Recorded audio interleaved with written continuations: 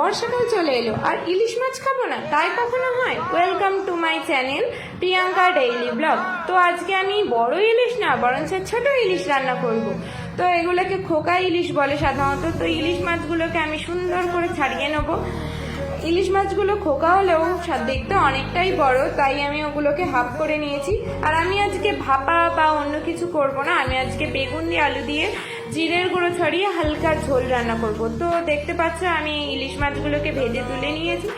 ওই তেলে আমি জিরে ফোড়ন দিয়েছি। দেওয়ার পরে আলু আর বেগুনগুলোকে আমি এই তেলের মধ্যে দিয়ে দেব। তেলটা গরম যেহেতু আমার প্রথমে একটুখানি ভয় লাগছিল, যার জন্য আমি থালায় করে দিয়েছি। তারপরে এটাকে বেশ ভালো মিশে আসলে বা বেগুনগুলো ভালো নরম হয়ে গেলে তাতে লবণ, লঙ্কার গুঁড়ো, জিরের গুঁড়ো, সামান্য হলুদ দিয়ে দেবে। আমি এখানে সানরাইজের সব কিছু ইউজ করি, তোমরা যে অপশনাল যে যেটা খুশি ইউজ করতে পারো।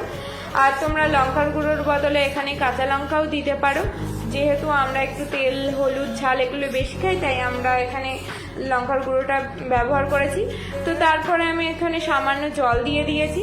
সামান্য জল দিয়ে এটাকে ভালো করে নেড়ে নিয়ে ফুটে ওঠা পর্যন্ত অপেক্ষা করতে হবে। ফুটে ওঠার পরে মাছগুলো আমি দিয়ে দেবো। মাছগুলো দিয়ে সামান্য একটু চিনি দিয়ে দেবো। তোমরা চিনিটাও অপশনাল, কেউ দিতে পারো কেউ দিতে পারো না।